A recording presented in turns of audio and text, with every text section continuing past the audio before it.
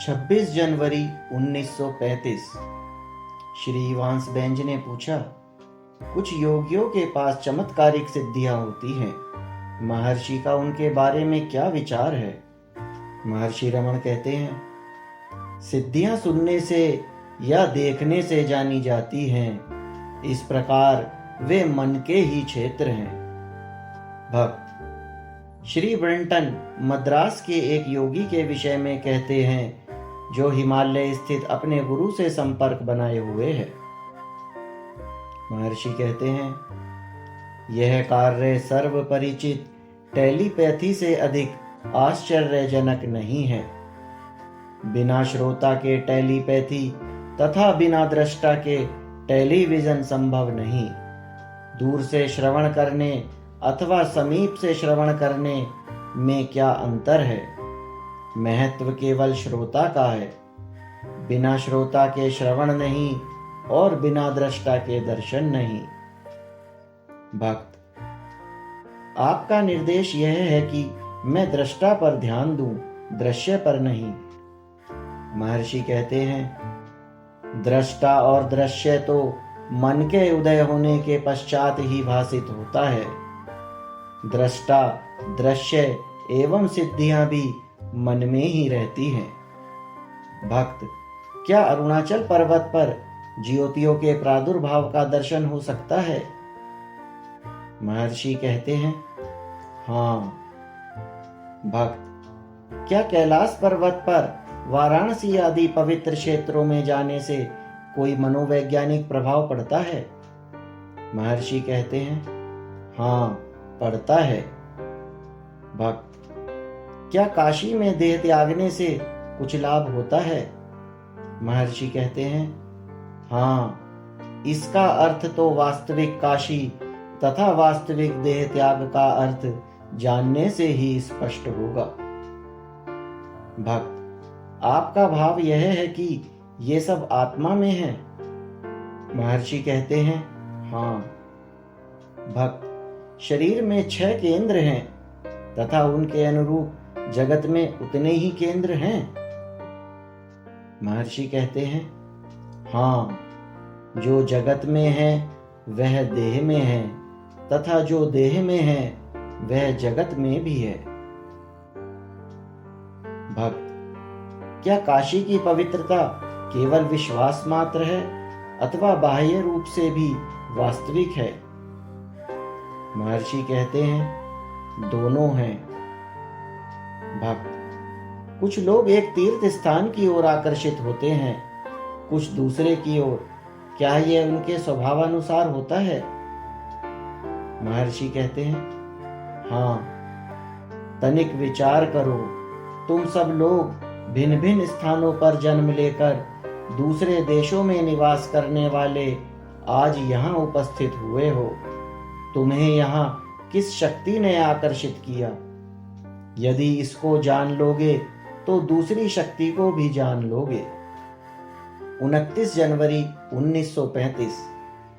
Shri grant डफ ने पूछा, स्मृति तथा विस्मृति कहाँ पर स्थित है? महर्षि कहते हैं, चित्त में। 30 जनवरी 1935। श्री वांसबेंज ने पूछा, क्या ज्ञानी के लिए एकांत आवश्यक है? महर्षि कहते हैं, एकांत मनुष्य के मन में है। संसार से घिरा हुआ होकर भी व्यक्ति मानसिक शांति बनाए रखने में समर्थ है। ऐसा व्यक्ति एकांत में है। दूसरा व्यक्ति वन में रहकर भी मन को वश में करने में असमर्थ हो सकता है। उसे एकांत में रहने वाला नहीं कहा जा सकता। एकांत मन का कार्य है। वासना में लिप्त रहने वाला व्यक्ति चाहे कहीं भी रहे, एकांत प्राप्त नहीं कर सकता। वासनाओं से निर्लेप व्यक्ति सर्वदा एकांत में है। भक्त, तब फिर कर्म करते हुए भी व्यक्ति वासनाओं से मुक्त होने से एकांत सेवन ही करता है। ऐसा क्यों है? क्या ऐसा है? महर्षि कहते हैं, हाँ, फल की इच्छा से किया कर्म बंधन है, जबकि निष्काम कर्म कर्ता पर कोई प्रभाव नहीं डालता। कर्मरत रहता हुआ भी वह एकांत में है। भक्त ऐसा कहते हैं कि तिब्बत में अनेक संत हैं जो एकांत में रहते हुए भी जगत का भारी उपकार कर रहे हैं। ऐसा कैसे हो सकता है? महर्षि, ऐसा हो सकता है। आत्म साक्षात्कार मानवता की सबसे बड़ी सहायता है। इसी कारण वन में रहते हुए भी संत सहायक है। किंतु यह नहीं भूलना चाहिए कि एकांत केवल जंगलों में नहीं है। एकांत तो नगरों में और सांसारिक कार्यों से घिरे हुए होने पर भी संभव है। भक्त, क्या यह आवश्यक नहीं कि संत लोगों से मिलें और उनकी सहायता करें? महर्षि, केवल आत्मा ही सत्य है, संसार तथा अन्य वस्तुएं नहीं। आत्मज्ञानी पुरुष जगत को अपने से भिन्न नहीं देखते। भक्त, तात्पर्य यह हुआ कि संत का आत्म साक्षात्कार मानवता के उत्थान में सहायक है, चाहे मानवता को इसका भान न हो। क्या ऐसा है? महर्षि, हाँ, उपकार का भान नहीं होता फिर भी है। एक संत पूरी मानवता का कल्याण करता है, पर मानवता को इसका भान नहीं होता। भक्त, यदि वे अन्य व्यक्तियों से मिलें तो क्या ठीक नहीं होगा? महर्षि, मिलने को दूसरा कोई है ही नहीं, केवल आत्मा है और वही एकमात्र सत्य है। भक्त, यदि 100 आत्मज्ञानी पुरुष हों तो क्या जगत का अधिक कल्याण नहीं होगा? महर्षि, जब तुम आत्मा कहते हो तो असीम का जिक्र करते हो, पर जब तुम पुरुष कहते हो तो अर्थ को सीमित कर देते हो। केवल एक अनंत आत्मा है। भक्त, हाँ हाँ, मैं समझा। श्री कृष्ण ने गीता में कहा है कि अनासक्त होकर कर्म करना चाहिए तथा इस प्रकार का किया हुआ कर्म आलस्य की अपेक्षा उत्तम है। क्या यही कर्म योग है? महर्षि, जो कहा गया है वह श्रोताओं के स्वभाव के अनुकूल कहा गया है। भक्त, यूरोप के लोगों की समझ में यह नहीं आता कि एक व्यक्ति एकांत में रहकर सहायक हो सकता है। वे ऐसा मानते हैं कि जो पुरुष संसार में कार्य कर रहा है केवल वही हितकर हो सकता है। यह भ्रम कब तक समाप्त होगा? क्या यूरोपीय मस्तिष्क इसी प्रकार भ्रमित होता रहेगा अथवा सत्य का साक्षात्कार भी कर पाएगा? महर्षि, यूरोप अथवा अमेरिका की चिंता मत करो। ये देश तुम्हारे मस्तिष्क में ही हैं, अन्यत्र कहाँ हैं। अपनी आत्मा की अनुभूति कर लो, तब सबकी अनुभूति हो जाएगी। यदि तुम स्वप्न में अनेक व्यक्तियों को देखो तो जागने पर स्वप्न की स्मृति होने पर क्या तुम यह मालूम करते हो कि तुम्हारे स्वप्न के वे व्यक्ति भी जाग रहे हैं? भक्त, महर्षि का संसार की माया के सिद्धांत के बारे में क्या मत है? महर्षि, माया क्या है? वह केवल सत्य ही है। भक्त, क्या माया भ्रम नहीं है? महर्षि, माया सत्य के ऐश्वर्य को प्रकट करता है, अतः माया भी केवल सत्य ही है। भक्त, कुछ लोगों का मत है कि श्री शंकराचार्य केवल विद्वान थे, आत्मज्ञानी नहीं। क्या ऐसा ही है? महर्षि, शंकराचार्य के संबंध में क्यों चिंता करते हो? अपनी निज की आत्मा की अनुभूति करो। दूसरे अपनी चिंता स्वयं कर सकते हैं।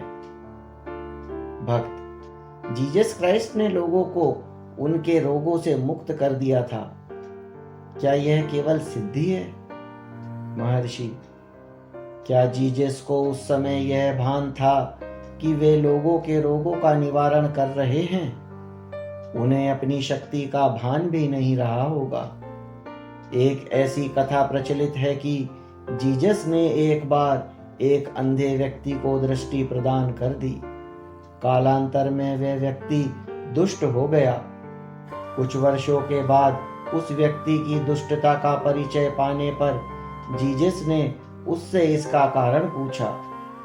उसने उत्तर दिया कि जब मैं अंधा था तब पाप कर्म करने में असमर्थ था, किंतु जीसस द्वारा उसकी दृष्टि का उपचार होने पर वह दुष्ट हो गया तथा जीसस ही उसकी दुष्टता के लिए उत्तरदायी थे।